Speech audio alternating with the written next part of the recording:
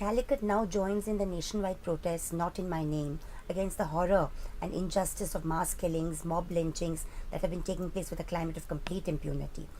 We've seen a huge spate in these attacks over the last 2.5 years, and there was a growing feeling, that these have grown with the complicity of the state governments in power, particularly, and this needs to be stated, by a supremacist ideology that would have us believe that a certain section of Indians is superior and has more claims to citizenship than the other.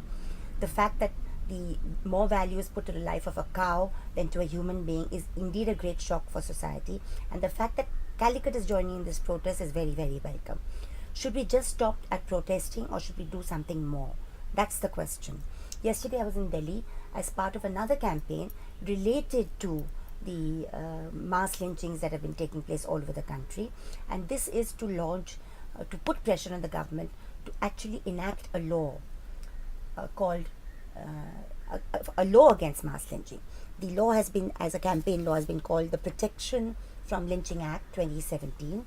It's in popular parlance being called MASUKA, Manav Suraksha Kanun, and this was the initiative of a group of youngsters who become like almost iconic for young India.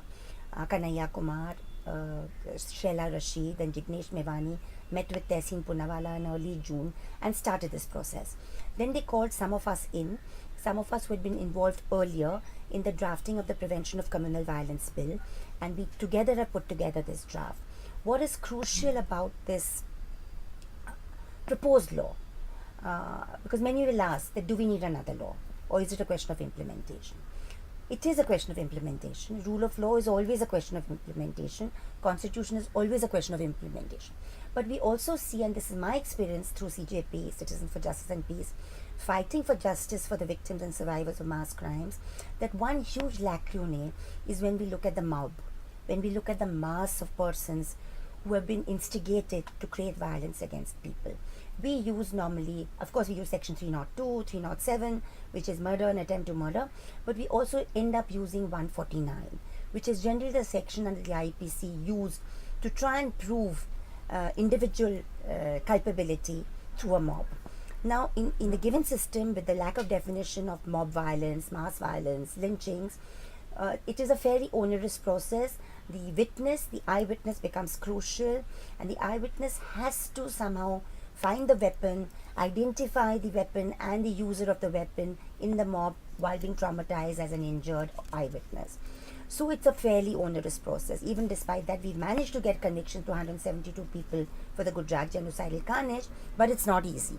This law proposes a definition of lynching, a definition of mass crime, a definition of abettor, and a definition of a conspirator who's actually instigated the mob to do this, and also maybe the financier of the mob. So therefore, it has very important components.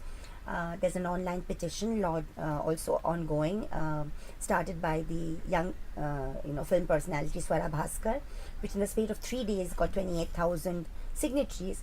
So I invite people from Calicut and all over the country to join the campaign, not just against lynchings, but to get this law enacted. We need to talk to our parliamentarians, we need to talk to our lawmakers, we not need to talk to sympathetic political parties like the one in power in Kerala, and ensure that such a law gets passed. There's pressure on the government to pass it, and most importantly, that the culture and the climate of impunity is broken, so that no lynchings ever take place on our streets again.